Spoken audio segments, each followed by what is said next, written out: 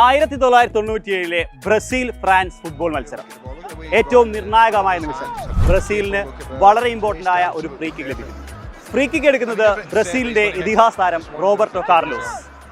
മത്സരത്തിന്റെ ഏറ്റവും നിർണായകമായ നിമിഷം.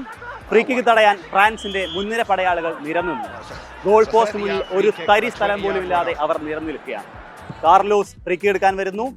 ആ ബോൾ കാർലോസ് സൈഡിലേക്ക് അടിക്കുന്നു. ലോകം നിരാശയോടെ തലയിൽ കൈവച്ചു. അതിശയം എന്ന് പറയട്ടെ, ആ ബോൾ കറങ്ങി ഗോൾ പോസ്റ്റിനകത്ത് കയറി ഗോളായി ബ്രസീൽ വിജയിച്ചു. സാധാരണഗതിയിൽ നേർരേഖയിൽ സ്ട്രെയിറ്റ് ലൈനിൽ പോകുന്ന ഫുട്ബോൾ എങ്ങനെയാണ് കറങ്ങി ഗോൾ പോസ്റ്റിനകത്ത് കയറിയത്?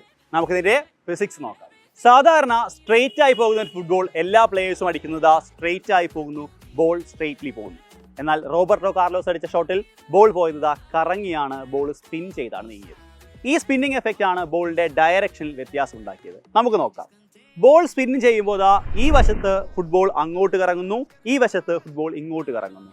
രണ്ട് ഭാഗത്തെയും എയർ വെലോസിറ്റിയിൽ വ്യത്യാസം ഈ ഒരു മൂവ്മെന്റ് ഉണ്ടാക്കുന്നു. ഇവിടെ ഫുട്ബോളിന്റെ മൂവ്മെന്റ് കൊണ്ട് വെലോസിറ്റി കുറയുന്നു എയറിന്റെ, ഈ ഭാഗത്ത് എയറിന്റെ വെലോസിറ്റി കൂടുന്നു. ഈ വെലോസിറ്റിയിലെ വ്യത്യാസം പ്രഷറിൽ വ്യത്യാസം ഉണ്ടാകുന്നു. ഈ കാര്യത്തെ എക്സ്പ്ലെയിൻ ചെയ്യുന്ന ഫിസിക്സിലെ മാഗ്നസ് എഫക്റ്റ് എന്ന കാര്യം വെച്ചാണ്. ഈ വെലോസിറ്റി കൂടിയ ഭാഗത്ത് പ്രഷർ കുറയുന്നു, പ്രഷർ കുറഞ്ഞ ഭാഗത്തേക്ക് ഈ ബോൾ ഡിഫ്ലക്റ്റ് ചെയ്യുന്നു.